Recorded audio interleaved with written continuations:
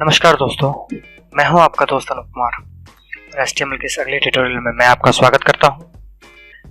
अगर इससे पहले आपको रिक्वेस्ट कर दूं, अगर आपने हमारे इस चैनल को सब्सक्राइब नहीं किया है तो प्लीज़ इसे सब्सक्राइब कर लीजिए, क्योंकि इसमें कंप्यूटर से रिलेटेड टिप्स एंड ट्रिक्स मिलते हैं जो बिल्कुल फ्री होते हैं। चलिए शुरू करते हैं आज का ट्यूटोरियल। HTML बटन टैग या button element.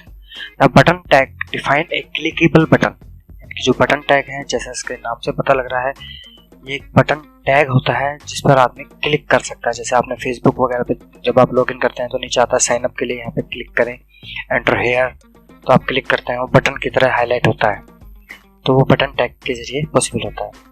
Inside a button element you can put content like text और इमेज। आप एक बटन टैग के अंदर टेक्स्ट भी डाल सकते हैं और एक इमेज भी डाल सकते हैं। ठीक है जी, ये तो हो गया बटन टैग की डेफिनेशन। अब कहता है, अब जब बटन टैग है तो ये छोटा मोटा टैग तो है नहीं, नाम ही छोटा है इसका, लेकिन एट्रीब्यूट्स इसके अंदर काफी ज्यादा हैं। तो इसका जो सबसे पहला एट्रीब्यूट है वो है टाइप।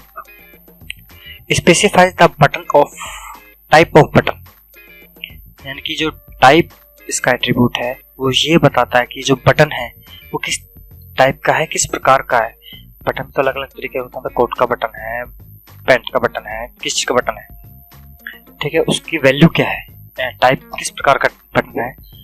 ठीक है जी, अब बताते हैं उसके टाइप में। पहले आपको बताता हूँ, एक एग्जांपल के जरिए बताता हूँ। हम बटन टैग लगाते हैं,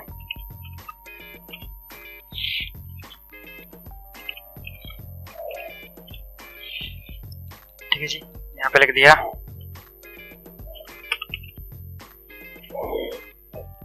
सेव किया, क्रोम में रन करके देखा,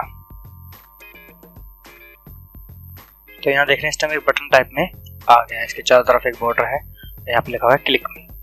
इस पर क्लिक करते हैं तो ये जैसे एक बटन आपने देखा होगा उस तरीके से काम कर रहा है, लेकिन अभी कुछ कर नहीं पा रहा है। क्यों? इसको कुछ बताया नहीं, हमने बता दिया ये बटन है, यहाँ पे लग जा, बाकी कुछ बताया नहीं। तो अब कैसे? सबसे पहले हम बटन के अंदर इसके वैल्यू डालेंगे, वो एट्रीब्यूट डालेंगे, वो है टाइप।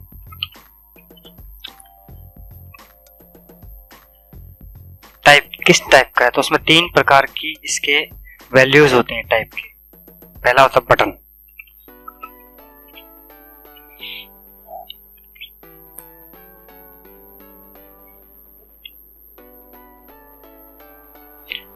दूसरा होता है सबमिट,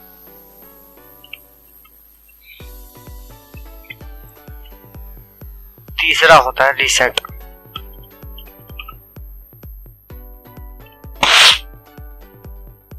ठीक है जी। तो यहाँ पे हम पहली वैल्यू डालते हैं इसकी बटन, कि भैया आप बटन ही हो, लेकिन आप बटन में क्या करना है आपका? On click. ऑन क्लिक ये एक जावा स्क्रिप्ट है। आप ऑन क्लिक, जब आप कोई क्लिक करें तो आप क्या करो,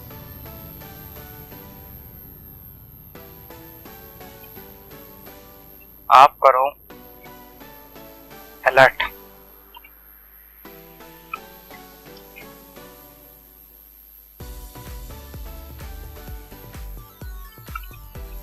आप एक अलर्ट दो। क्या अलर्ट दो?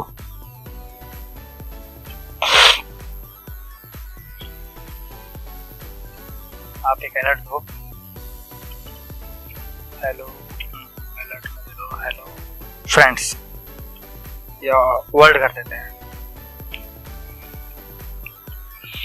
ठीक है जी। सेव करिए हमने इसको, और हम आप इसे दोबारा से रिफ्रेश करते हैं और अब इस पर क्लिक करेंगे तो ये देखिए एक मैसेज सामने आ गया कि जब उस पर कोई क्लिक करे तो यहाँ पे लिखा आ जाए हेलो वर्ल्ड। ठीक है जी, ये तो है उसका बटन टैग। जब हम उसके टाइप को में वैल्यू डालते हैं बटन, एज ए बटन। अगर हमें उसकी वैल्यू सबमिट या रीसेट डालनी है तो कैसे करेंगे? तो सबमिट के लिए कहीं कुछ चीज तो हमें डाटा उसको देना पड़ेगा ना, जब भी तो वो सबमिट करेगा। ऐसे क्या सबमिट करेगा वो? तो हम कहते हैं उसको भैया सबमिट के लिए यहाँ पे सबमिट कर दो बटन का नाम, जो यहाँ पे हम शो करेंगे वो यहाँ पर शो होगा। इसमें जो लिखा हुआ है वो टेक्स्ट यहाँ पर आएगा, सबमिट। ये जो जावा का अलर्ट का मैसेज है यहाँ पे हटा देते हैं इधर से, इसका टाइप डाल देते हैं यहाँ पे सबमिट। ठीक है जी, लेकिन सबमिट में तो कुछ चीज करेगा, तो वो क्या करेगा, एक फॉर्म बनाते हैं।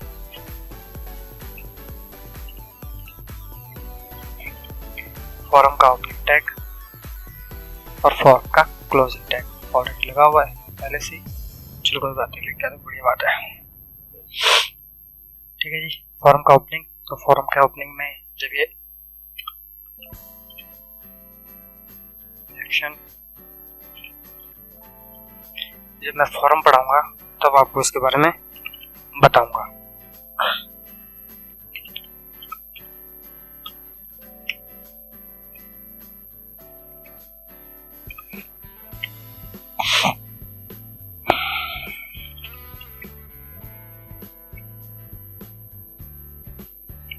हमने फॉर्म में डाल दिया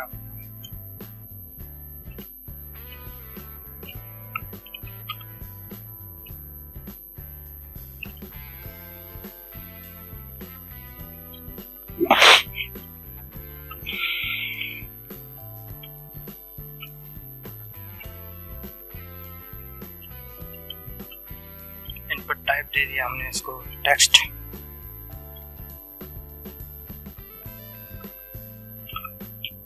टाइप दे दिया हमने इसको टेक्स्ट और नेम भी हमने इसको दे दिया एफनेम। ठीक है जी, ये हमारा बीआर टैग के बारे में आपको बता ही चुका हूँ पहले।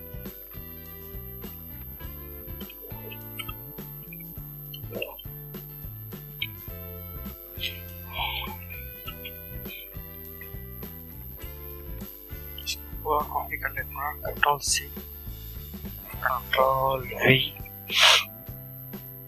नाम दे दिया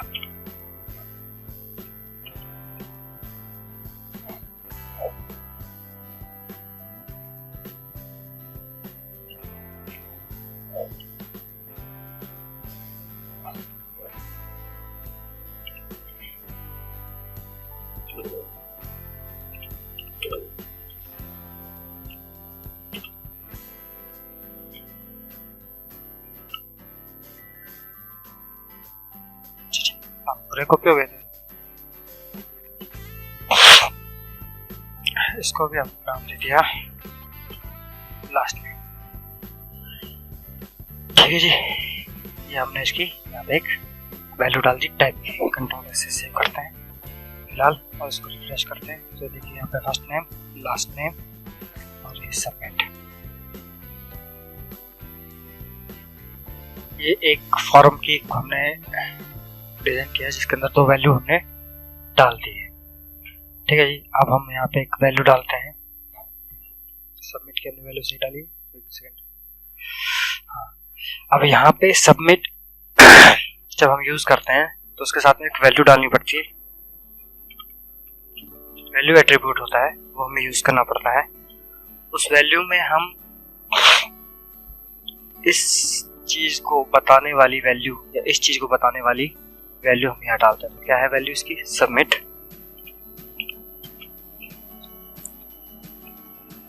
ठीक है जी, सबमिट। टाइप क्या है उसका? सबमिट। वैल्यू क्या है? सबमिट। और नाम हमने दे दिया सबमिट, या फिर हम नाम उसको एंटर भी दे सकते हैं। ठीक है जी, इसको हमने सेव किया, रिफ्रेश किया, और जब हम यहाँ पे कुछ वैल्यू डालते हैं और हम इसे सबमिट करते हैं तो एक एक्शन लेता है ये उसे सबमिट करने के लिए। लेकिन फिलहाल इसके पास में कोई ऐसा पेज नहीं है जहाँ पे, या डाटाबेस नहीं है जहाँ पे ये जाके उसे सबमिट कर सके। ठीक है, लेकिन वो जब हम PHP पढ़ेंगे जब उसके अंदर आपको समझ में आएगा। लेकिन जब हम यहाँ पे कोई वैल्यू डालेंगे या कोई फॉर्म भरते हैं, तो फिलहाल हमने ये वैल्यू डाल दी यहाँ पे, लेकिन आप देखे होंगे फॉर्म के अंदर नाम होता है, डेट ऑफ बर्थ होता है, एड्रेस होता है, लोकेशन होती है, काफ़ी कुछ चीज़ें होती है उस फॉर्म के अंदर जो हम रिक्वायरमेंट होती है। वो सारी रिक्वायरमेंट फिलअप करने के बाद में जब हम उसे सबमिट करते हैं तो वो एक जगह उसे पोस्ट करता है, एक जगह उस डाटा को भेजता है। तो सबमिट वैल्यू और सबमिट बटन का ये काम है। तीसरा है रीसेट। इसको हम कॉपी कर लेते हैं टाइम बचाने के लिए। यहाँ पे हमने वैल्यू डाल दी रीसेट, यहाँ पे हमने वैल्यू डाल दी रीसेट, यहाँ पर भी हमने वैल्यू डाल दी रीसेट। ठीक है जी, सेव किया। रीसेट का मतलब तो आप समझ ही होंगे। रीसेट सभी चीजों को रीसेट कर देना, यानी कि करे कराए पे पानी फेर देना या सब कुछ वापस से सेट कर देना। जैसे हमने ये भरा और यहाँ पे ये डाला और रीसेट का जैसे बटन दबाया, ये सारी की सारी वैल्यू वापस की वापस, जैसा का जैसा पहले फॉर्म था वैसा का वैसा वापस हो गया। ठीक है जी, ये तो हो गया रीसेट। और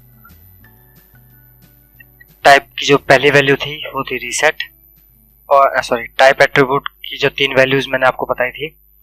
बटन का एग्जांपल मैंने इससे पहले बताया।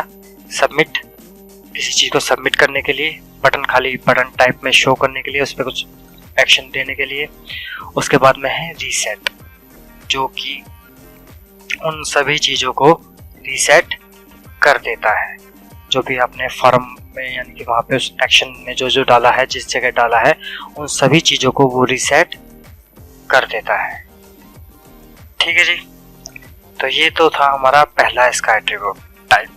वीडियो कुछ ज़्यादा लंबा होता जा रहा है, 10 मिनट आई थिंक काफ़ी होता है 10 मिनट। तो मिलते हैं आपसे नेक्स्ट वीडियो में। अगर इससे रिलेटेड, इस वीडियो से रिलेटेड अगर आप कुछ मुझसे जानना चाहते हैं तो प्लीज़ नीचे कमेंट में लिखें, मैं आपकी हेल्प ज़रूर करूँगा। अगर आपको मेरा वीडियो पसंद आया तो प्लीज़ लाइक कीजिए, शेयर करना ना भूलें और हमारे इस चैनल को सब्सक्राइब करना भी ना भूलें। नमस्कार दोस्तों, मैं हूं आपका दोस्त अनूप कुमार, और अपने इस अगले ट्यूटोरियल में, HTML के अगले पार्ट में मैं आपका वेलकम करता हूं। और अगर इससे पहले बता दूं, अगर आपने हमारे इस चैनल को सब्सक्राइब नहीं किया है तो प्लीज़ हमारे इस चैनल को सब्सक्राइब कर लीजिए। चलिए शुरू करते हैं। पिछली वीडियो में हमने HTML के बटन टैग के बारे में जाना था, जिसके पहला एट्रीब्यूट है टाइप, जो कि एक उसके अलग अलग वैल्यूज हैं, बटन, सबमिट, रीसेट। मैंने आपको एक वैल्यू एट्रीब्यूट के बारे में बताया था, specifies an initial value of for the button. ठीक है जी, वैल्यू के बारे में मैंने आपको बताया था, जो उसकी प्रारंभिक वैल्यू जो होती है, जो बटन है उसकी जो प्रारंभिक वैल्यू है, जो यानी पहली वैल्यू वो कौन सी ले, वो हम इसके अंदर डिफाइन करते हैं कि हमें क्या उसकी पहली वैल्यू देनी है। ठीक है जी, उसके बाद आता है इसका तीसरा एट्रीब्यूट है, वो है ऑटो फोकस। ठीक है जी, specify that a button should automatically get focus when the page load. यानी कि जब पेज लोड हो या पेज कोई खोले तो ऑटोमेटिकली उस बटन को इस तरीके से दिखाए कि सबसे पहले ध्यान आदमी का उसके ऊपर चला जाए। ठीक है जी, तो क्या करते हैं हम सिंपली एक इसका प्रैक्टिकल देखते हैं किस तरीके से काम करता है ये। सबसे पहले हम बटन देते हैं,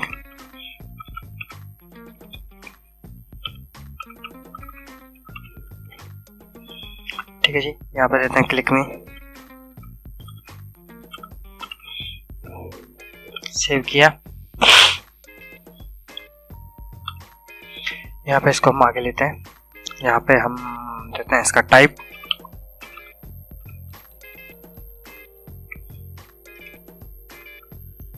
टाइप में हम दे देते हैं उसकी वैल्यू बटन। मैं ऑटो फोकस कराना, उसको बटन दे दिया हमने, और यहाँ पे हम एक जावा का यूज कर लेते हैं, ऑन क्लिक। ठीक है जी, ऑन क्लिक पे क्या हो, एक अलर्ट हो जाए, अलर्ट ले दो जी आप जावा का।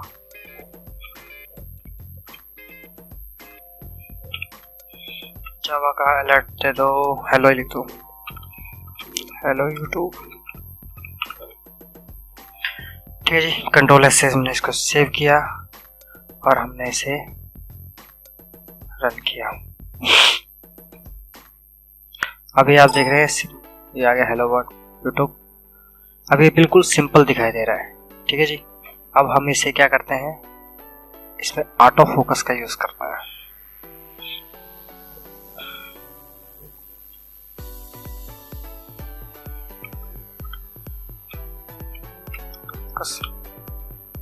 कंट्रोल एस से हमने सेव किया, इस पे रिफ्रेश किया तो आप देखेंगे इसके चारों तरफ एक थोड़ी सी हल्की हल्की लाइन आ गई है।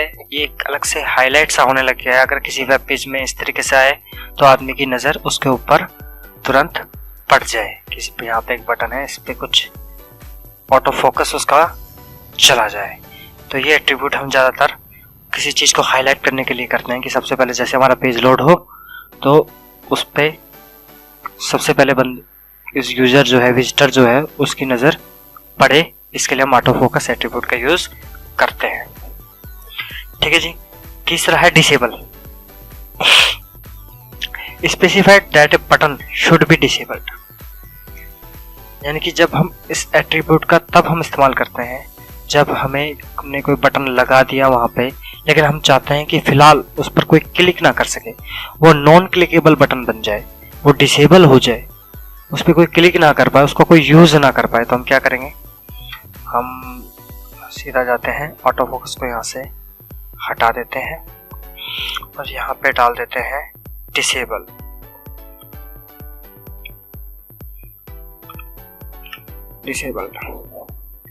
सेव किया, रिफ्रेश किया, आप देखिए यहाँ पे अब मैं क्लिक कर रहा हूँ तो क्लिक नहीं हो पा रहा, लेकिन मुझे दिखाई दे रहा है यहाँ पे एक बटन लगा हुआ है। लेकिन अगर मैं इसका यूज़ करना चाहूँ, इसे क्लिक करना चाहूँ, तो मैं इसे क्लिक नहीं कर सकता, मैं इसका इस्तेमाल नहीं कर सकता। मुझे यहाँ पे दिखाई तो देगा ये बटन है।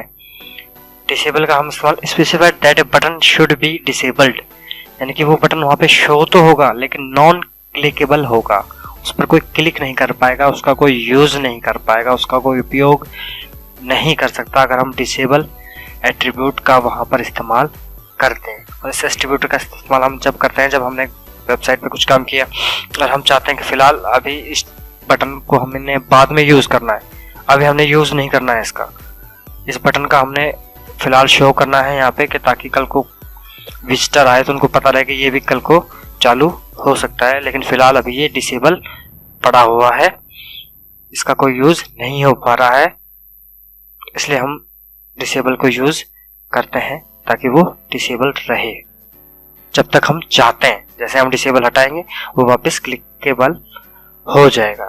फॉर एग्जांपल यहाँ से हम जैसे डिसेबल हटाते हैं, कंट्रोल एस से हम सेव करते हैं, रिफ्रेश करते हैं, वापस क्लिकेबल हो गया, ठीक है जी।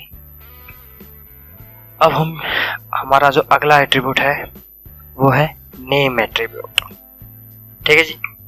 Name attribute specify a name for the button, यानी कि बटन को नाम देता है। एक स्पेशली जब हम फॉर्म टैग यूज करते हैं या फिर जावा की स्क्रिप्ट यूज करते हैं तो जावा स्क्रिप्ट में डाटा जो होता है, जो फॉर्म से डाटा जो फिलअप होता है, उसके अंदर इसका बड़ा यूज किया जाता है एक फॉर्म के अंदर।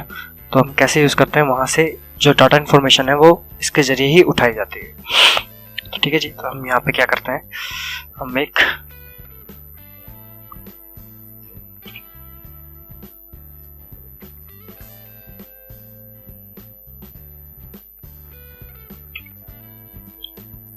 वैल्यू डाल देते हैं।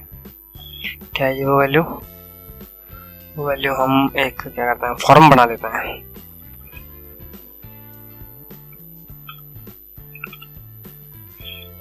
फॉर्म की ओपनिंग हमने यहाँ पे कर दी, फॉर्म की क्लोजिंग हमने यहाँ पे कर दी और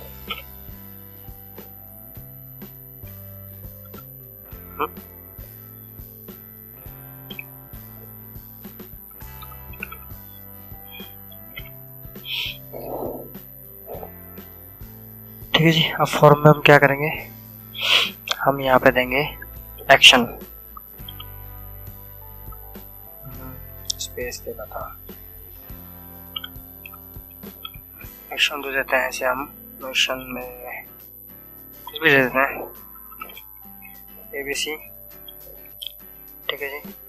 और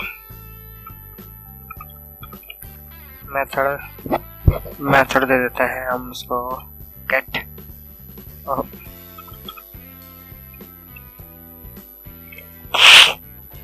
गेट का हम इसको मेथड दे देते हैं। फिर क्या करते हैं, हाँ इसको दे देते हैं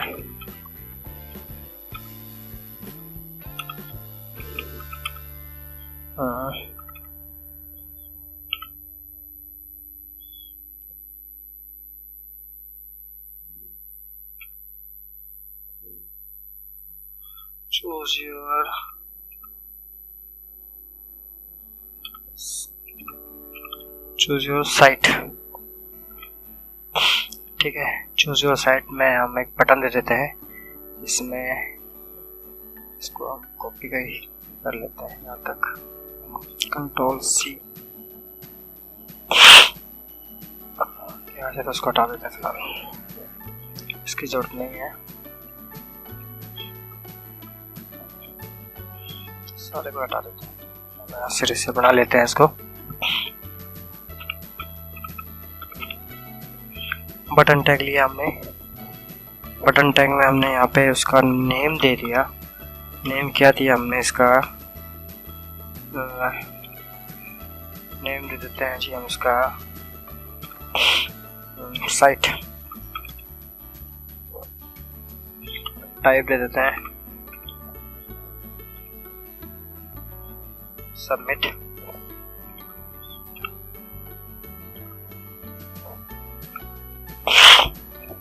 ठीक है जी। उसकी एक वैल्यू दे देते हैं, वैल्यू दे दी हमने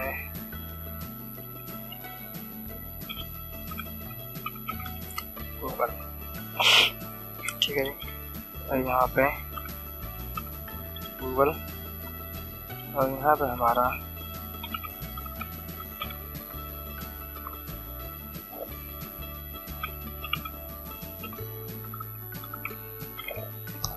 जो है बटन वो क्लोज हो गया।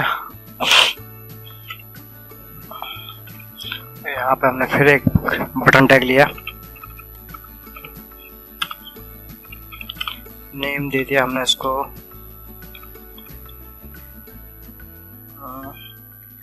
उसको भी हमने नेम दिया साइट।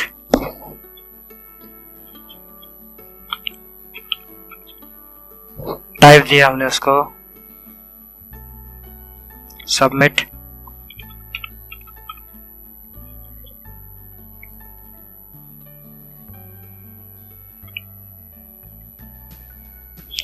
और वैल्यू दे दी हमने उसको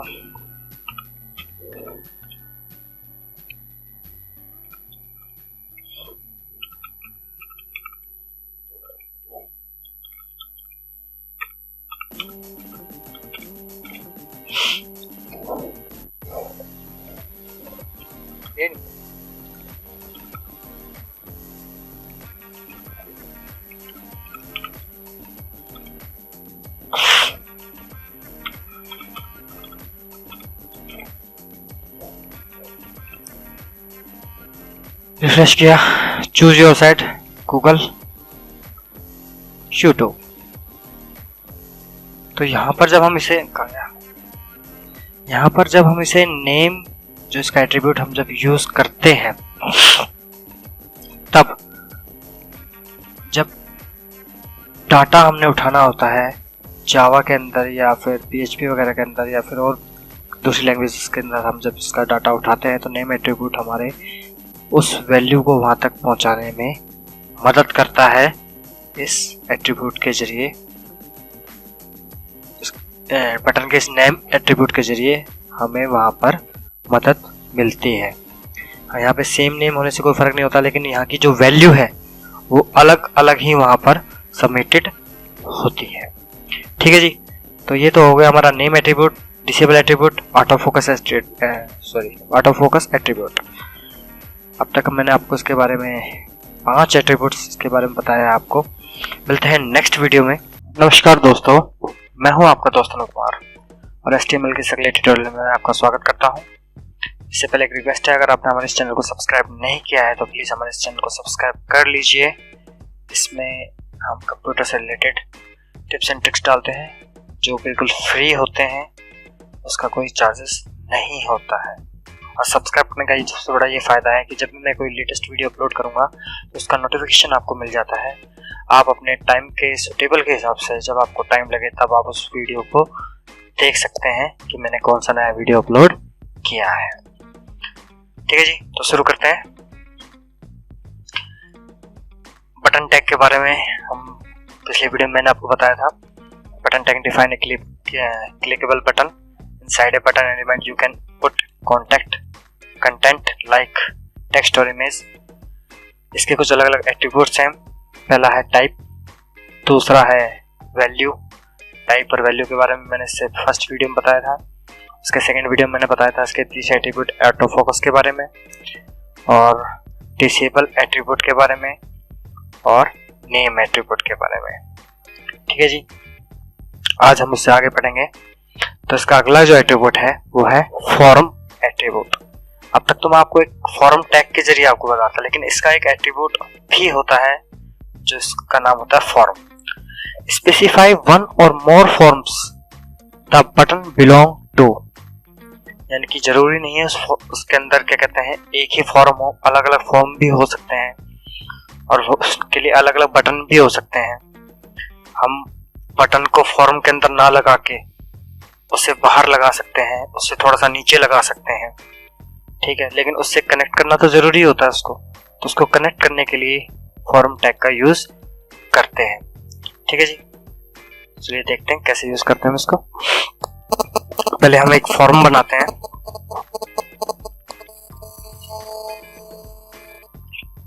ठीक है जी,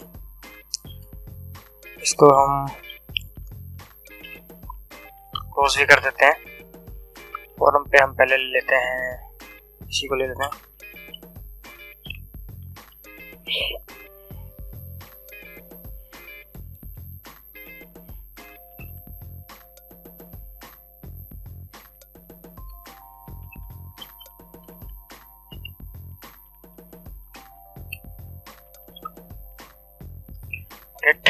ठीक है जी, अब यहाँ पे हम क्या करते हैं, फॉर्म ले लेते हैं।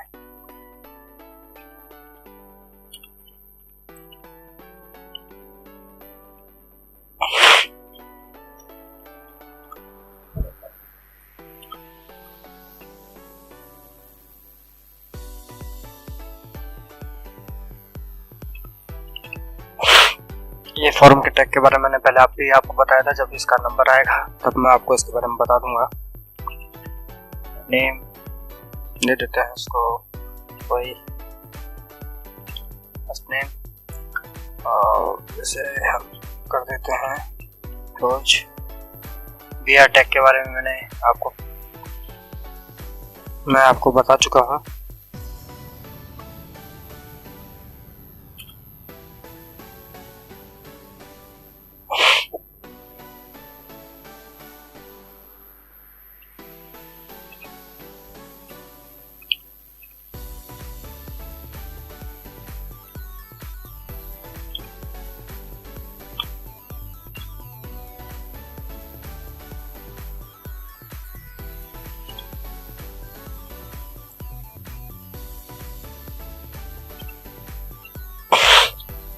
ठीक है जी, ये बना दिया हमने फॉर्म टैग। और यहाँ पर हमने एक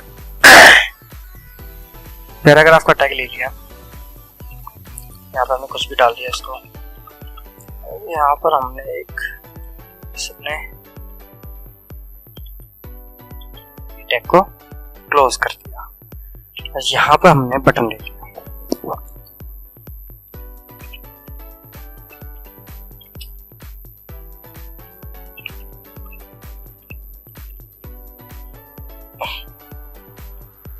इसकी वैल्यू हमने डाल दी, सबमिट।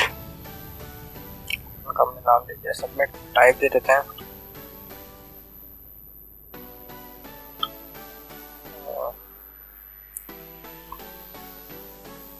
टाइप दे दिया हमने इसको सबमिट।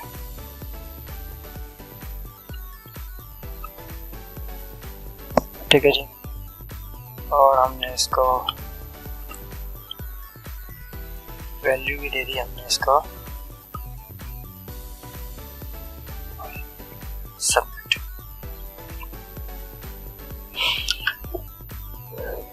सेव किया, इसको हमने रन किया गूगल क्रोम में। तो यहाँ पर पहला नाम, यहाँ पर लास्ट नेम, लेकिन ये इस फॉर्म का हिस्सा नहीं है एक्चुअल में। जब ब्राउजर इसको रीड करेगा या डाटाबेस इसको रीड करेगा तो उसको कैसे पता लगेगा ये जो बटन है ये इस फॉर्म को सबमिट करने के लिए बोल रहा है, या इस डाटा को, ये जो सबमिट बटन है ये इस डाटा को सबमिट करने के लिए बोल रहा है। इसको कैसे पता लगेगा? क्योंकि इस फॉर्म टैग से तो बाहर है, फॉर्म टैग यहीं पे क्लोज हो चुका है और हमारा बटन टैग यहाँ पर है। तो उसको कैसे पता लगेगा कि भैया ये तो सबमिट जो है इसका हिस्सा है, ये बटन इसका हिस्सा है। तो उसके लिए क्या करेंगे, हम यहाँ पे एक आईडी यूज करेंगे फॉर्म टैग का एट्रीब्यूट।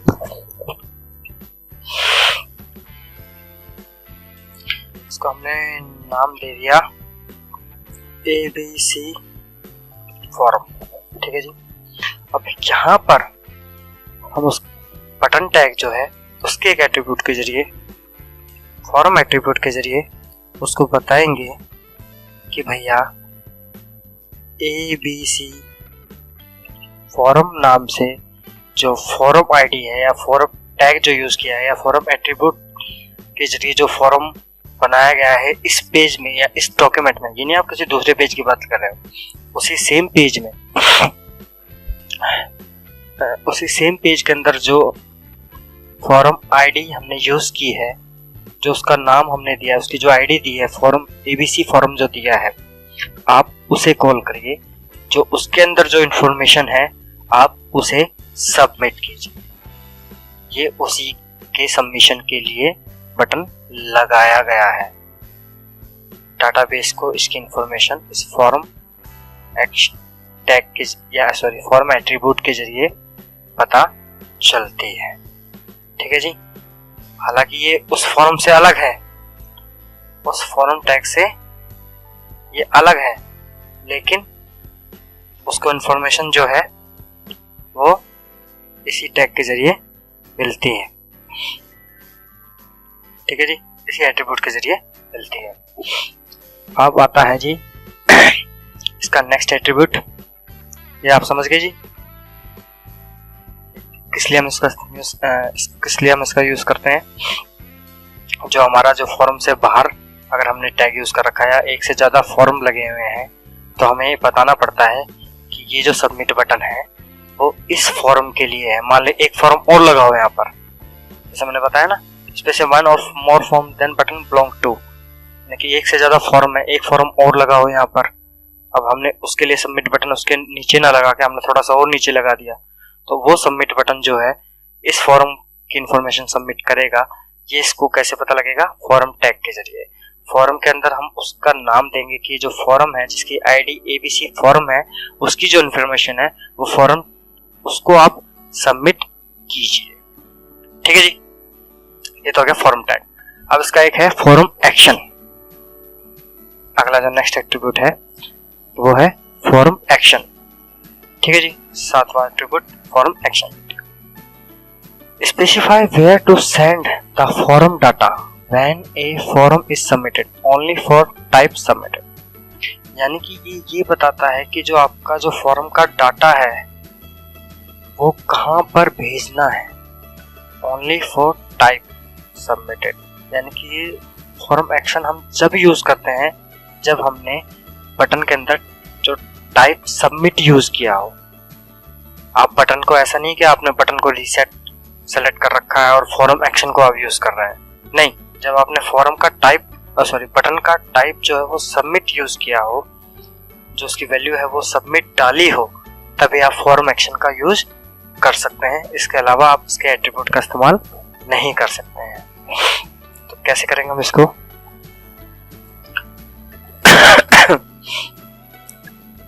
इसी में टैग में हम ले लेते हैं, यहाँ से हम इसको हटा के Ctrl+X से हटा दिया, यहाँ पर हमने इसको डाल दिया इस पैराग्राफ को हमने यहाँ से हटा दिया और एक्शन को हमने आईडी से हटा दिया और इसको यहाँ से हमने हटा दिया, सेव कर दिया और रिफ्रेश कर दिया, तो ये सबमिट बटन यहाँ पर आ गया। अब हम क्या करेंगे, अब इसी को एक बार कॉपी कर लेते हैं, जो ज़्यादा टाइप जाएगा, कंट्रोल C और कंट्रोल V। अब हम क्या करेंगे, यहाँ पर एक फॉर्म एक्शन का यूज करेंगे, ठीक है जी।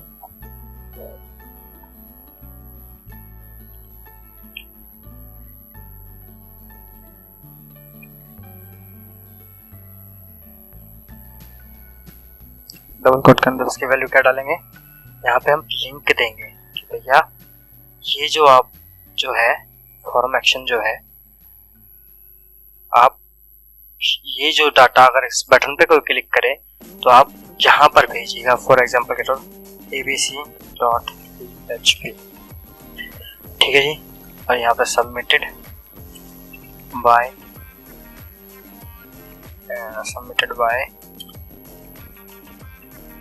एडमिन, ठीक है जी। रिफ्रेश किया तो ये बटन और आ गया। इसको बटन को थोड़ा सा नीचे कर देते हैं,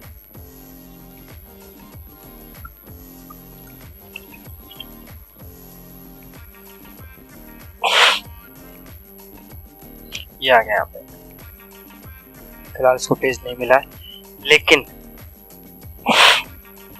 जब कोई इस पर सबमिट करेगा तो जो डॉक्यूमेंट है वो उसी जगह जाएगा जहाँ पर हमने उसे, ये जो फॉर्म है जहाँ पे फिलअप किया जा रहा है। लेकिन यहाँ पर इंफॉर्मेशन बनने के साथ ही जब हम फॉर्म एक्शन का यूज़ करेंगे, इस एट्रीब्यूट का यूज़ करेंगे, तो वो abc.php जो कि हमने जो URL उसके अंदर दिया होगा, जरूर ने abc.php ही आप यूज़ करेंगे। यहाँ पर आपको वो URL यूज़ करना होगा या वो लोकेशन यूज़ करनी होगी जहाँ पर आपको इस इंफॉर्मेशन को भेजना चाहते हैं, या आप इस इंफॉर्मेशन को भेजना चाहते हैं, ठीक है जी। उस लोकेशन को आपको यहाँ पे या उस URL को आपको यहाँ पर डालना होगा। और जैसे ही आप उस पे कोई क्लिक करेगा तो ये उस जगह ना जा करके उस दूसरी लोकेशन पर सेंड हो जाएगा जहाँ पर आप इसे भेजना चाहते हैं। इसी दूसरे पेज के अंदर इस इंफॉर्मेशन को सेंड करना चाहते हैं तो ये वहाँ पर सेंड होगी, ना कि उस पेज पर सेंड होगी जहाँ पर ये सबमिटेड बटन सेंड कर रहा है, ठीक है जी। इसका ये हो गया एक नेक्स्ट एट्रीब्यूट हो गया इसका फॉर्म एक्शन। उम्मीद करता हूँ आपको समझ में आ गया होगा। और ये हमेशा जैसे मैंने बताया, यहाँ पे आप जब टाइप सबमिट यूज करोगे तभी ये फॉर्म एक्शन आप यूज कर सकते हो। अगर आप यहाँ पे, जैसा कि मैंने इसके पिछले वीडियो में बताया था, इसकी तीसरी वैल्यू भी होती है बटन और एक वैल्यू होती है रीसेट। अगर आप वो दोनों यूज कर रहे हो तो आपका ये फॉर्म एक्शन आप इस्तेमाल नहीं कर सकते, ये काम नहीं करेगा, ठीक है जी। अब अगला क्या है, अगला है फॉर्म टारगेट। फॉर्म टारगेट, ठीक है। Specify where to display the response after submitting the form only for type submit, ठीक है जी। यानी कि इसका भी फॉर्म टारगेट जो है वो भी आप तभी इस्तेमाल कर सकते हो जब आप टाइप के अंदर जो है सबमिट वैल्यू को यूज करो। अगर आप बटन और रीसेट वैल्यू आप यूज कर रहे हो तो आप फॉर्म टारगेट जो है, फॉर्म टारगेट जो वैल्यू है आप उसका इस्तेमाल नहीं कर सकते, इस एट्रीब्यूट का यूज नहीं कर सकते हैं, ठीक है जी। क्योंकि जब आप सबमिट करोगे तभी तो कुछ एक्शन होना चाहिए। अब रीसेट पे क्या एक्शन करेगा, रीसेट करके थोड़ा ना अगले पेज पे खोलेगा बंदा। और जब वो बटन ही हो गया, उसको कुछ सबमिट करना ही नहीं, खाली सिंपल बटन है, कुछ अलर्ट देना है छोटा सा और कुछ काम करना है, तो उसके लिए क्या एक्शन लेगा, वो कुछ तो एक्शन नहीं होगा, उसका कोई यूज तो नहीं ना है। तो ये सिर्फ सबमिट के साथ में ही यूज किया जाता है। कैसे किया जाता है, टारगेट एट्रीब्यूट के बारे में मैंने आपको लिंक के अंदर, लिंक टैग के अंदर बताया था, ठीक है जी। तो ये भी कुछ उस तरीके से ही है। तो इसको हम कैसे यूज करेंगे, सिंपली इसको डालेंगे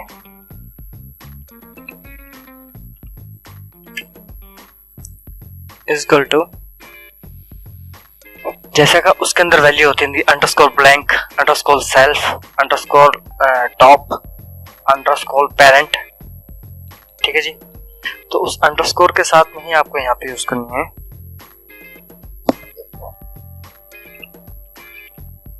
ब्लैंक, ठीक है। और यहाँ पर हम डाल देते हैं submitted to a new window tab, submitted new tab, ठीक है जी। सेव किया,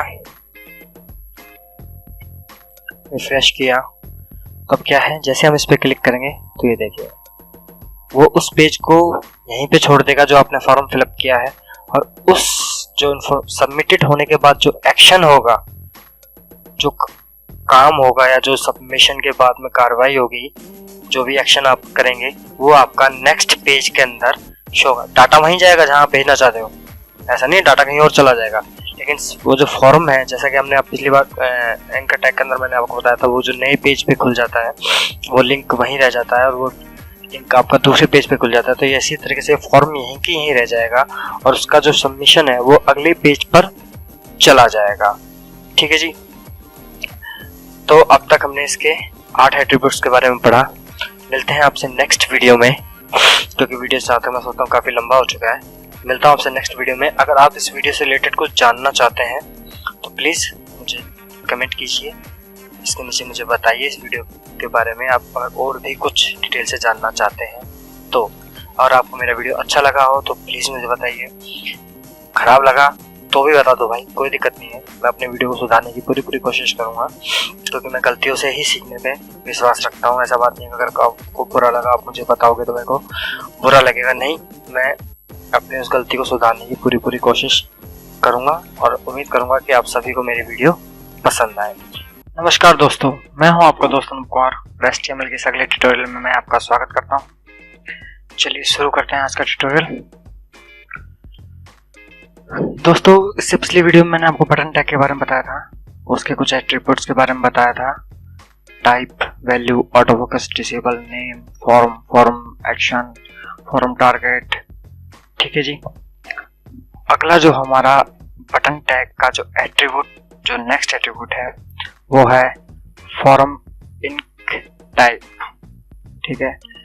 इसका यूज किस लिए करते हैं, specify how form data should be encode before sending it to a server only for submit type सब, यानी कि जब हम सबमिट बटन यूज करें तभी इसका इस्तेमाल करें। क्यों करें, ये एट्रीब्यूट ये बताता है कि जो फॉर्म डाटा है उसे सर्वर पे भेजने से पहले कैसे इनकोड किया जाना चाहिए, ठीक है जी, यानी किस तरीके से उसकी इनकोडिंग होनी चाहिए, ठीक है जी। चलो इसको एक बार लेते हैं पहले। तो यहाँ पे हम क्या करते हैं, यहाँ पे इसको हटा देते हैं फिलहाल, फॉर्म को हटा देते हैं, इनपुट वैल्यू सभी को, बटन को भी हटा देते हैं, यहाँ से इसको हटा देते हैं भैया, इसको भी हटा देते हैं, इसको भी हटा देते हैं, इसको भी हटा देते हैं।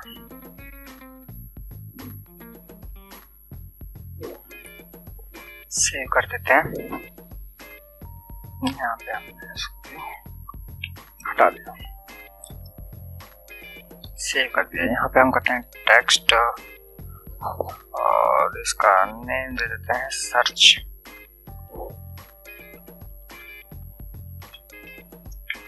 यहाँ पे बटन टाइप देते हैं सबमिट और वैल्यू भी सबमिट, हटा देते हैं इसको, बटन टाइप दे देते हैं, वैल्यू को हटा देते हैं फिलहाल, यहाँ से तो इसको नाम देते हैं सर्च।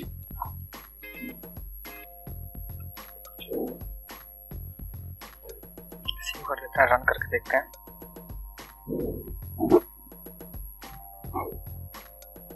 हमारा सर्च आ गया, ठीक है जी। अब क्या करना है हमारे को, और हम यहाँ पे इसका एट्रीब्यूट यूज करते हैं टाइप का। तो टाइप देते हैं हम यहाँ पे इसको अब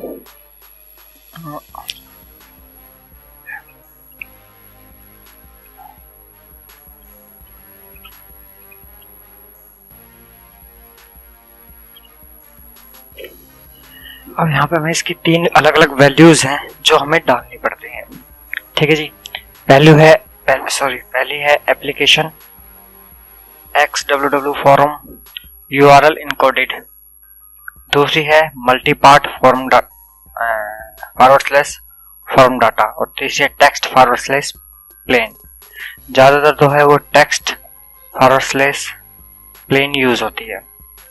क्यों? जो पहली वैल्यू है उसका मतलब होता है सभी जितने भी ये फॉर्म के अंदर जो डाटा है, वर्ड हैं या शब्द हैं, उनको इनकोड करने से पहले सभी शब्द को इनकोड, जो सभी शब्द हैं उनको इनकोड करा जाए भेजने से पहले। जो इसका जो पहला है उसका इस्तेमाल करते हैं। जो जितने भी जो कि डिफ़ॉल्ट होता है, सभी जितने भी हमने टाइप की जो भी उसके अंदर इंफॉर्मेशन आए उसे इनकोड किया जाए सर्वर पर सेंड करने से पहले। तीसरा है मल्टी पार्ट फॉर्म डाटा। ठीक है, यानी कि इसके अंदर कोई भी चेंज नहीं होना, जो भी डाटा है, जो भी शब्द हैं उनके अंदर कोई भी चेंजिंग नहीं होनी चाहिए।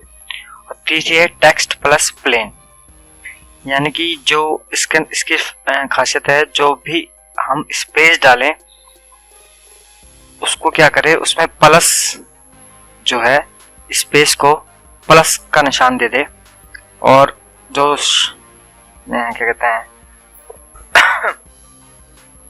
जो वर्ड जो हो उसके अंदर कोई भी छेड़खानी ना हो। तो ज़्यादातर इसी का यूज़ किया जाता है। अभी आपको दिखाता हूँ कैसे। अब जैसे मैं यहाँ पे डालता हूँ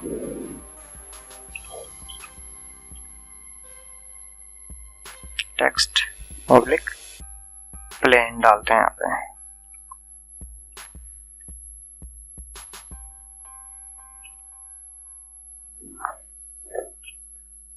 ठीक है जी।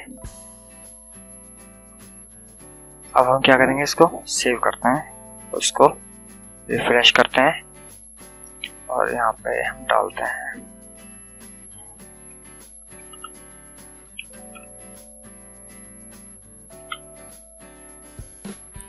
तो आप यहाँ पे ऊपर देखिए, जो सर्च पे मैंने डाला तो यहाँ पे मैंने स्पेस दिया था अनूप और कुमार के बीच में। तो इसने क्या किया, जो इन्फॉर्मेशन भेजी वो भेजी अनूप प्लस कुमार। आपने कभी भी देखा हो यूट्यूब पे, आप जाइए यूट्यूब पे आप सर्च कीजिए, तो आप जब सर्च करते हो तो ऊपर जो इन्फॉर्मेशन आती है आप देखते होंगे, जो आपने स्पेस दिए हैं उन सबके बीच में प्लस का निशान आ जाता है। ठीक है जी। तो ये हो गया हमारा इसका 9वां एट्रीब्यूट। इसके 10वें एट्रीब्यूट पे चलते हैं। Form method specify how to send form data which HTTP method to use only for submit type submit, यानी कि इसका इस्तेमाल भी तभी यूज होता है जब हमारा टाइप सबमिट हो, बटन का टाइप जो है सबमिट हो, तभी हम इस मेथड का यूज करते हैं, इस एट्रीब्यूट का यूज करते हैं। और कभी ये भी एट्रीब्यूट यही बताता है कि हमें फॉर्म डाटा को कैसे सेंड करना है, फॉर्म डाटा को सेंड कैसे करना है, विच HTTP मेथड टू यूज, यानी कि कौन सा मेथड है या कौन सा तरीका है जो HTTP का इस्तेमाल हो रहा है। उसके 2 तरीके हैं, पहला है गेट, दूसरा है पोस्ट। ठीक है जी। कैसे, यहाँ पे हमने डाल दिया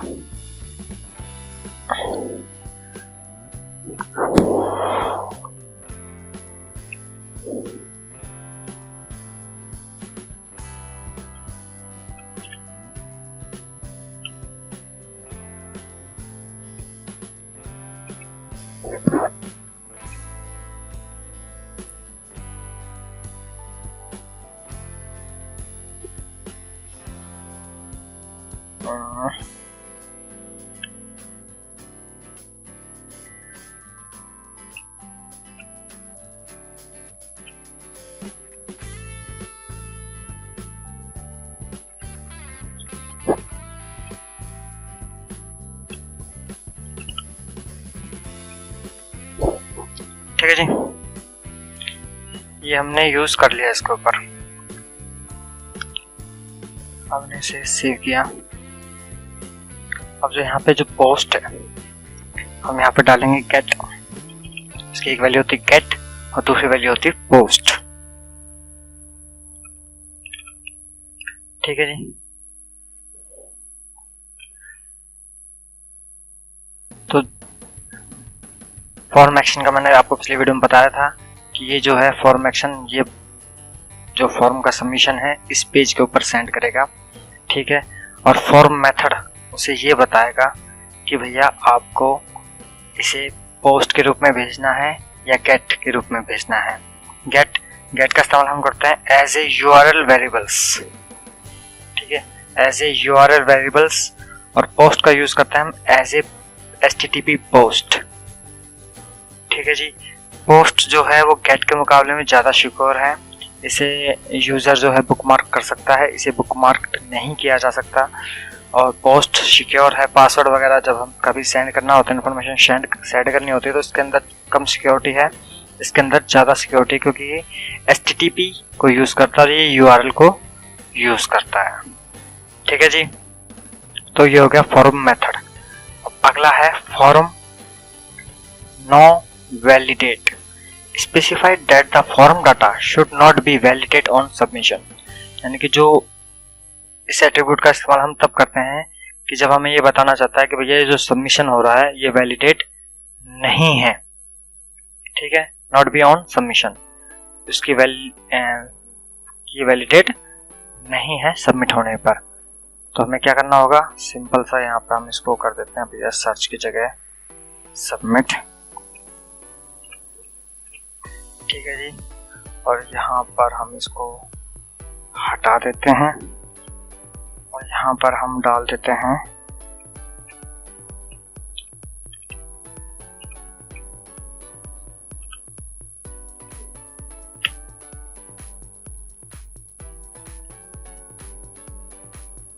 इसकी कोई वैल्यू नहीं होती, सिंपली से यूज करना पड़ता है। कंट्रोल से सेव कर दिया।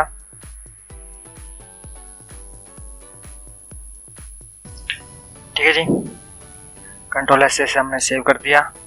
और जब हम इसे सबमिट करेंगे तो वहाँ पर इसकी कोई वैल्यू नहीं होगी। फिलहाल ये सर्च आ रहा है क्योंकि मैंने इसको सर्च एज वैल्यू इसकी सर्च यहाँ पे किया। नेम इसका हमने सर्च किया था तो इस तरीके से सर्च आ रहा है। लेकिन जब हम फुल फॉर्म के अंदर से सबमिट करते हैं तो इसकी कोई ये नो वैलिडेट काउंट होता है जो इन्फॉर्मेशन हमने वहाँ पे डाली है। ठीक है जी।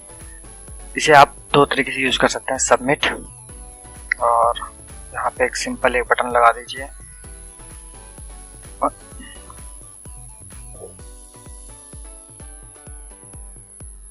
Control C।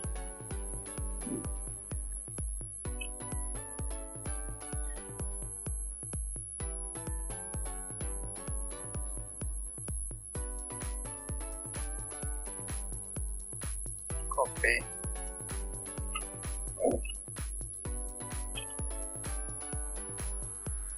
इसको हटा दीजिए।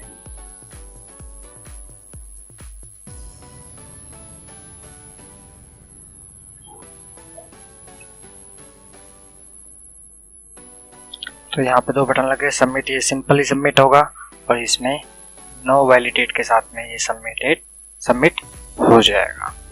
ठीक है जी। तो ये था बटन टैग। यहाँ पर हमारा बटन टैग खत्म होता है। मिलते हैं नेक्स्ट वीडियो में इसके नेक्स्ट टैग और नेक्स्ट उसके एट्रीब्यूट्स के साथ में। ठीक है जी। अगर इस वीडियो से रिलेटेड आप कुछ भी जानना चाहते हो तो प्लीज़ नीचे कमेंट करना ना भूलें। और अगर हमारा वीडियो आपको अच्छा लगा हो तो प्लीज़ सब्सक्राइब करें हमारे चैनल को और शेयर करें। नमस्कार दोस्तों, मैं हूं आपका दोस्त अनुप कुमार और अपने इस अगले HTML के अगले ट्यूटोरियल में मैं आपको स्वागत करता हूं। चलिए शुरू करते हैं आज का ट्यूटोरियल। लेकिन इससे पहले बता दूं, अगर आपने हमारे इस चैनल को सब्सक्राइब नहीं किया है तो प्लीज हमारे इस चैनल को सब्सक्राइब कर लीजिए। ठीक है जी, शुरू करते हैं आज का ट्यूटोरियल। आज का जो हमारा टॉपिक है वो है HTML का कैनवास टैग। ठीक है जी। The canvas tag is used to draw graphics via scripting, usually JavaScript. The canvas tag is only a container for a graphics. You must use a script to actually draw the graphics. यानी कि जो canvas tag है actual में ये एक आपके web page को एक पार्ट देता है, एक हिस्सा देता है, एक टुकड़े में बांट देता है उस टुकड़े में या उस हिस्से में आप स्क्रिप्टिंग के जरिए जावा, यूजुअली हम इसमें ज्यादातर जावा स्क्रिप्ट यूज करते हैं, जावा स्क्रिप्ट के जरिए आप उसके अंदर एक कोई भी ग्राफिक डिजाइन कर सकते हो या कुछ भी डिजाइन कर सकते हो। आप उसके अंदर किसी पेंट वेंट के अंदर डिजाइन ना करके आप वहां पे जावा के जरिए जो है डिजाइन कर सकते हो। कैनवास टैग वहां पर एक पार्टीशन आपको देता है कि इस जगह आप आराम से उस चीज का स्क्रिप्ट का यूज करते हुए वहां पे एक डिजाइन बना सकते हो। ठीक है जी, चलिए शुरू करते हैं प्रैक्टिकली। तो ये कैनवास टैग है हमारा, सॉरी ये हमारा मेन पेज है। यहाँ पे हम डालते हैं canvas opening, then canvas close.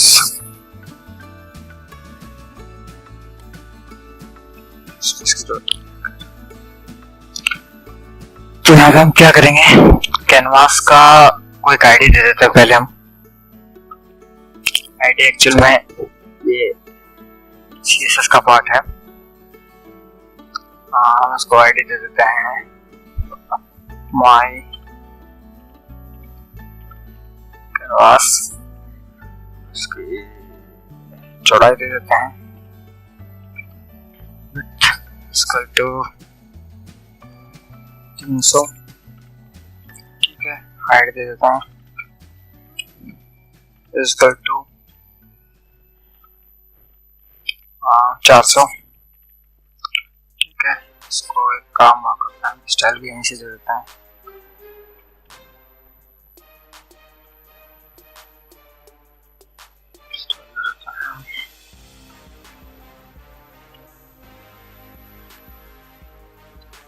इसको 1 पिक्सल,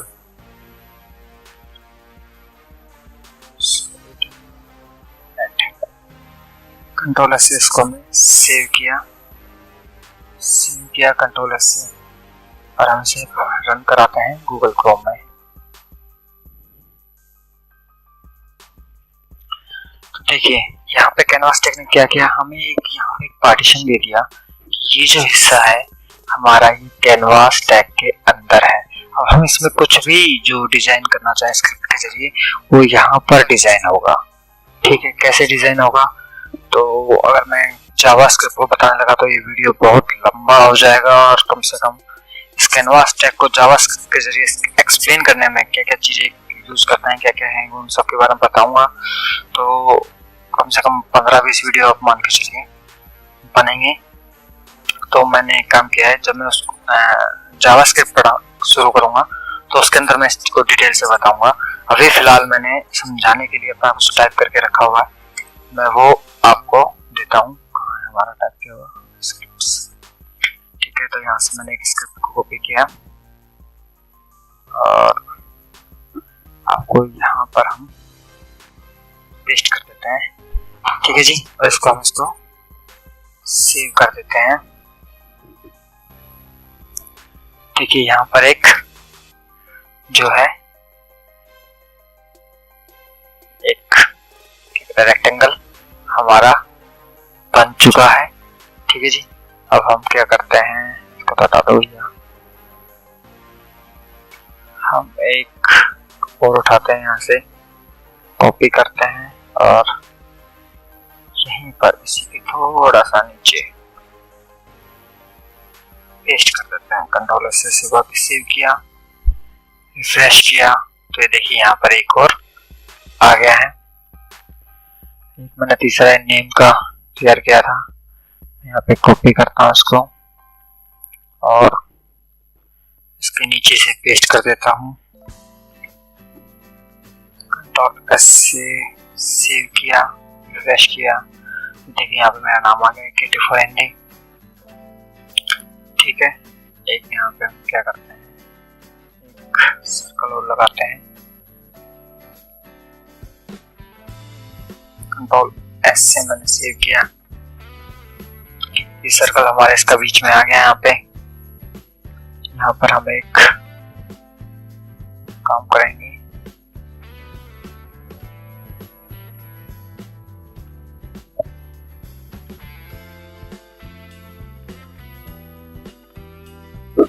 यहाँ पर इसके नीचे एक लाइन आ गई, लाइन हमने ड्रॉ कर दी और यहाँ पर एक और लाइन हम इसके साथ में ड्रॉ कर देते हैं जैसे थोड़ी सी ऊपर आएगी।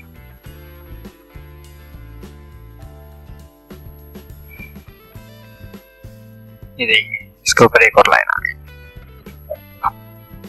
ठीक है जी, तो ये हमने इस कैनवास के अंदर हमने डिजाइन किया है। ये स्क्रिप्ट हमने टैग यूज किया है जो कि जावास्क्रिप्ट के लिए यूज होता है ज्यादातर। ठीक है, तो इसके अंदर हमने जावास्क्रिप्ट को यूज किया, जावास्क्रिप्ट इसके अंदर डाली और जो कैनवास टैग से हमने इसे कनेक्ट कर दिया।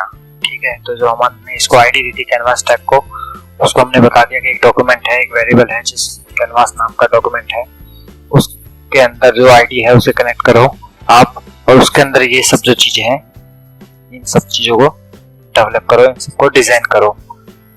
तो वो डिजाइन करने के बाद ये हमारे सामने आउटपुट आती है। अभी मैंने ऐसे सैंपल आपको बताया, अगर मैं इसको और ज्यादा डिटेल से जैसे मैंने शुरू में बताया और डिटेल से बताने लगूंगा तो उसमें कम से कम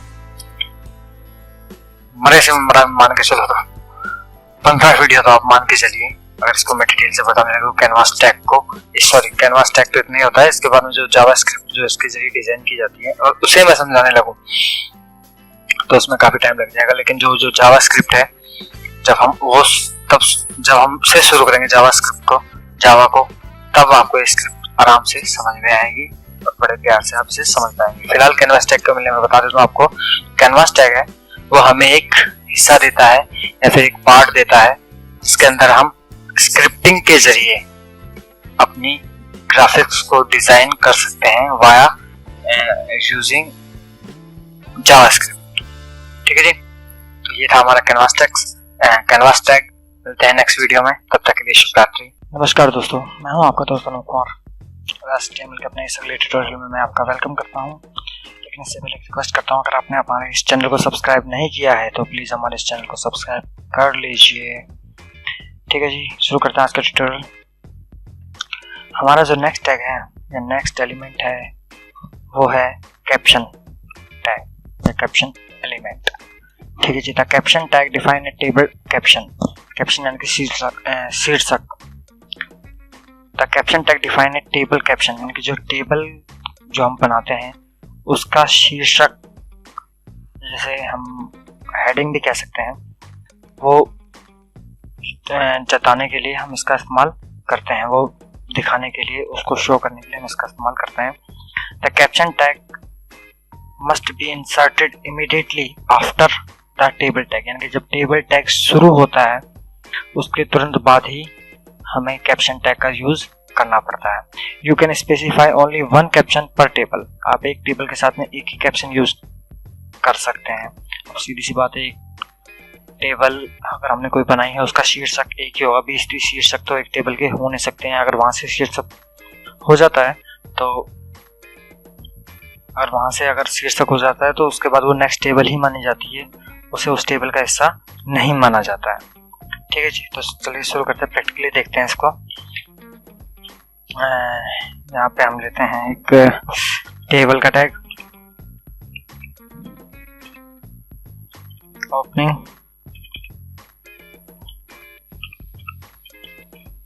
टेबल क्लोजिंग। ठीक है जी, तो यहाँ पे हम पहला जो टैग लेंगे वो है कैप्शन।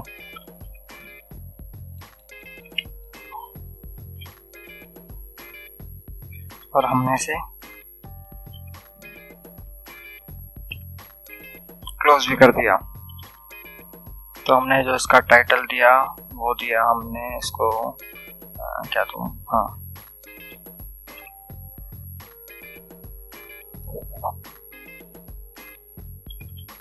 Student result. बेटर, ठीक है जी।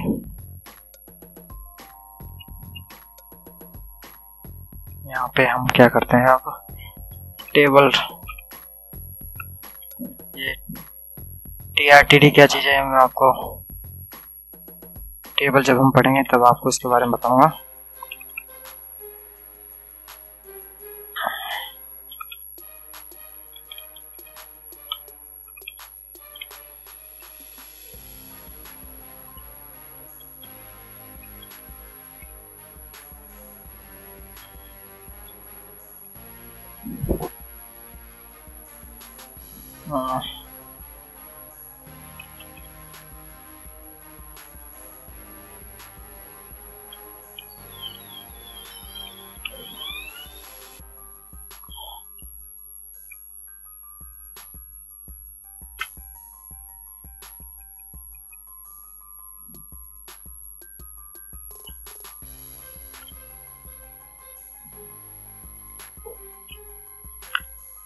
ठीक है जी।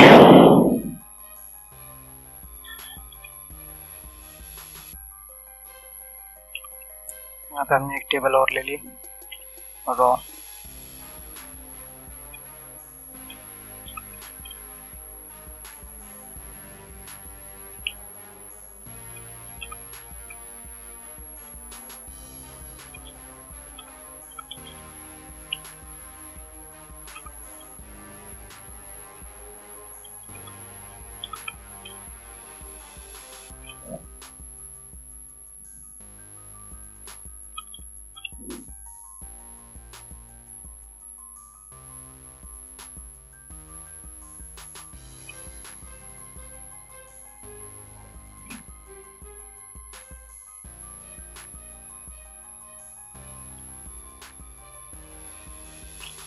स्टूडेंट रिजल्ट, नेम, रिजल्ट, नाम, परसेंटेज 86।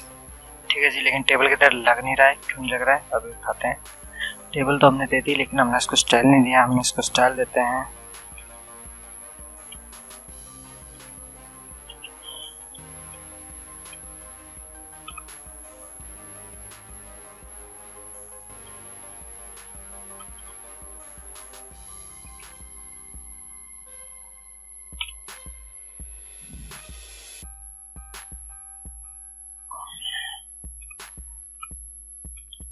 टेबल TH और जो TD है, आप क्या करो, उसको ऑर्डर दे दो।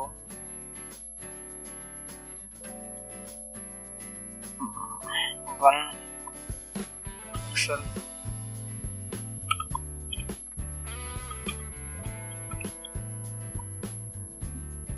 ठीक है जी।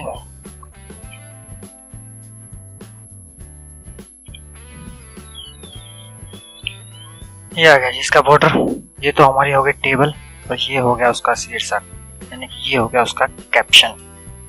ठीक है जी। अब यहाँ पे हम क्या करते हैं,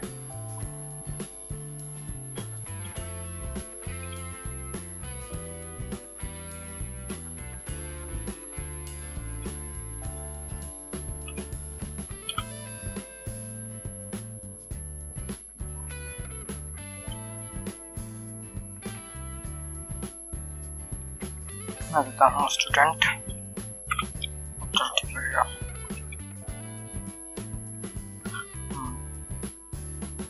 ठीक है जी। Student name, student result, Ram 86%। अब इसी को हम अगर कॉपी कर देते हैं यहाँ से 3-4 बार, कंट्रोल C,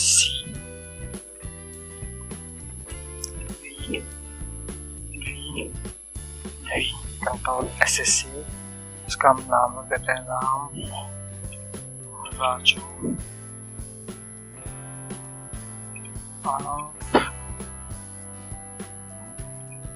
सीमा।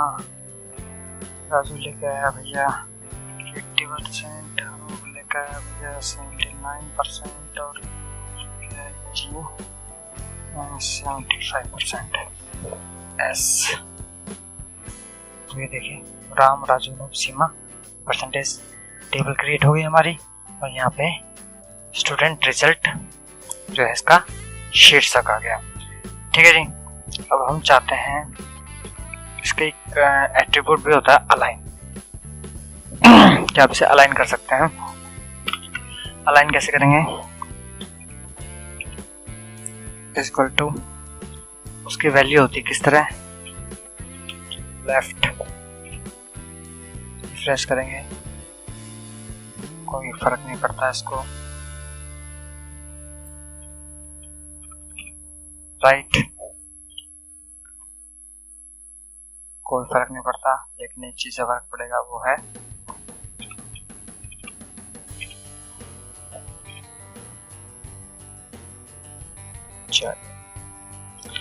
ठीक है जी। तो ये है इसकी अलाइनमेंट। लेकिन जो क्या कहते हैं, इसका जो अलाइन एट्रीब्यूट है कैप्शन का, कैप्शन टैग का, वो HTML5 में सपोर्ट नहीं करता है। तो इसलिए आपने देखा लेफ्ट राइट लेफ्ट और टॉप, तीसरा जो उसकी वैल्यू होती है वो टॉप होती है, वो भी काम नहीं कर रही थी। बस इसकी एक बॉटम वैल्यू है जो थोड़ी बहुत HTML5 में काम करती हैं। बाकी इसको लाइन हम CSS के जरिए भी, इसको जो और बढ़िया बेस्टर हम ज़्यादातर CSS के जरिए ही करते हैं। ठीक है जी, CSS जब हम पढ़ाएंगे, जब उसके बारे में आपको बताएंगे कि CSS में स्टाइलिंग कैसे होती है और CSS एक्चुअल में है क्या।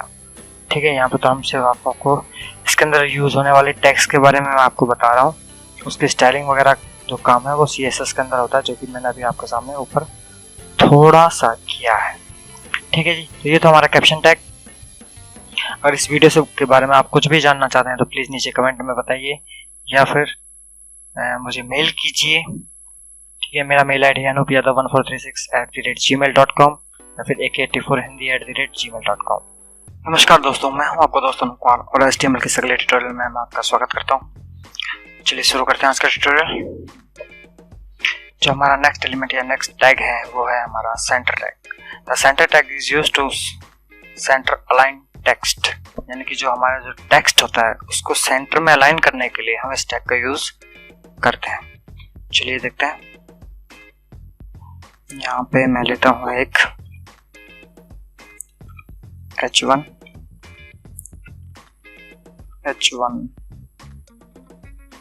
क्लोज और यहाँ पर हम दे देते हैं एक p टैग क्लोज और हेडिंग में मैं दे देता हूँ फॉर एग्जांपल के लिए हेडिंग में क्या दूँ, यूट्यूब, गूगल दे देते हैं।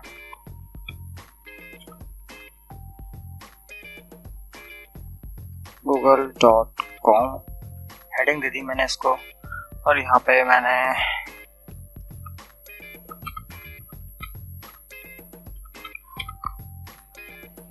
ठीक है, सॉरी इसको तो दे देते हैं हम अबाउट द गूगल।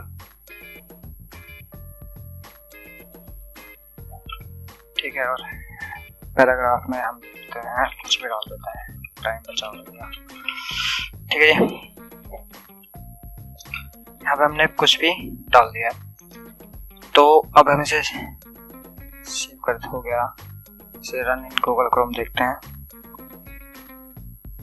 ठीक, कुछ इस तरीका का दिखाई देता है। ठीक है, हम चाहते हैं जो हमारा ये टेक्स्ट है ये सेंटर में आ जाए। कैसे हम करेंगे इसको, हम यहाँ पे डालेंगे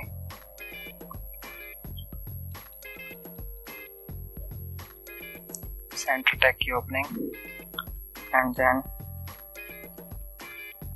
सेंटर टैग की क्लोजिंग और सेव किया, रिफ्रेश किया तो आप देख सकते हैं ये हमारा जो टेक्स्ट है वो सेंटर में आ गया है। और हम चाहते हैं इस पूरे के पूरे टेक्स्ट को सेंटर में लाना, तो हम क्या करेंगे, हम इसे यहाँ पे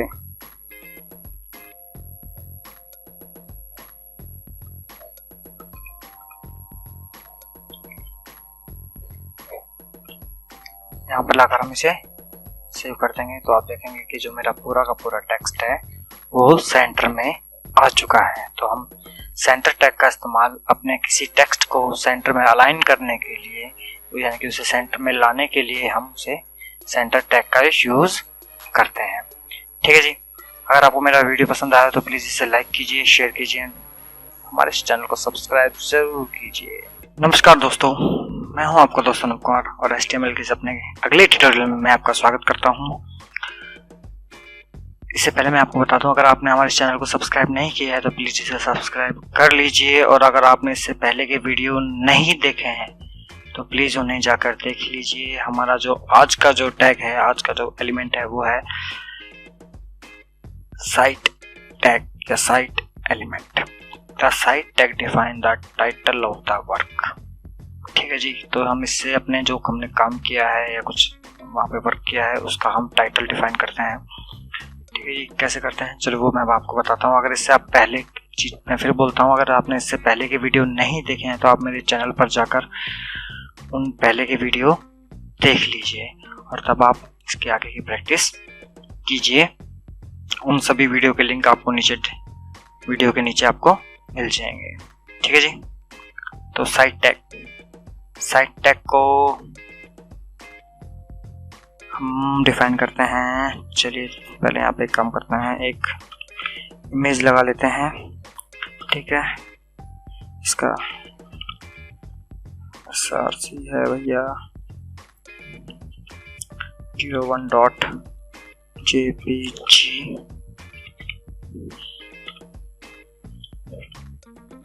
और इसका हेल्थ है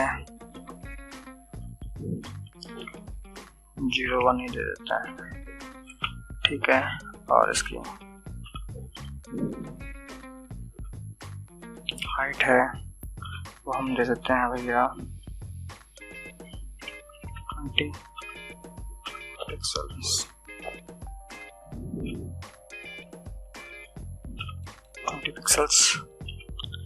पिक्सल्स। ठीक है जी, अब हम इसका टाइटल दे देते हैं यहाँ पे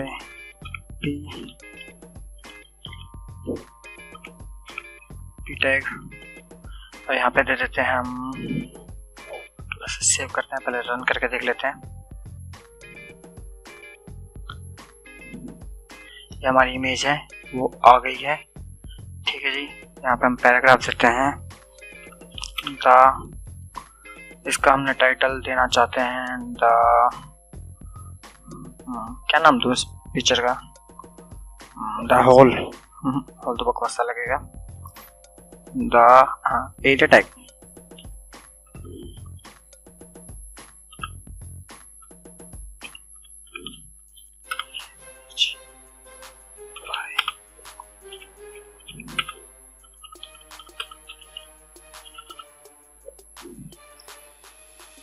कुमार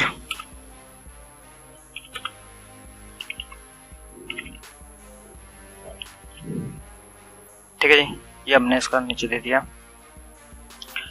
सेव कर दिया, रिफ्रेश किया तो आप देख सकते हैं the area image by Anoop Kumar in 2016। ठीक है, तो हमने इसका टाइटल किससे देना है, टाइटल जो हमने इसका डिफाइन किया वो the area image, the area कर सकते हैं यहाँ द एरिया इमेज। तो हम यहाँ क्या करेंगे,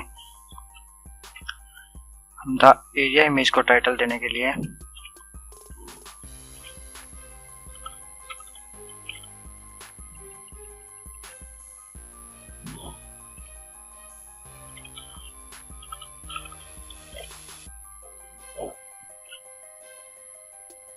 रिफ्रेश किया तो आप देख सकते हैं जो इसका डिफ़ॉल्ट जो फ़ॉन्ट है वो चेंज हो गया है।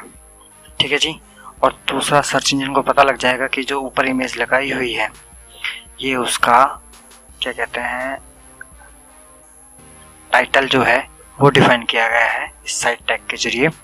ठीक है, आप इसे डिफाइन नहीं करेंगे इसके अंदर, क्योंकि यहाँ पे ये नहीं बताना है कि इसका राइटर कौन है या एड्रेस क्या है, वो ऐसे कुछ नहीं बताना है। इसका जो टाइटल है वो हमें बताना है यहाँ पे, तो हम उसके लिए साइट टैग का यूज कर सकते हैं, जिससे सर्च इंजन को पता लग जाता है कि ये जो है इस इमेज का टाइटल है। ठीक है जी, तो ये था हमारा साइट टैग। मिलते हैं नेक्स्ट वीडियो में, तब तक के लिए कीप वॉचिंग और हमारे इस चैनल को सब्सक्राइब करना ना भूलें। अगर अच्छा लगे तो लाइक और शेयर भी करें। Thank you very much, bye.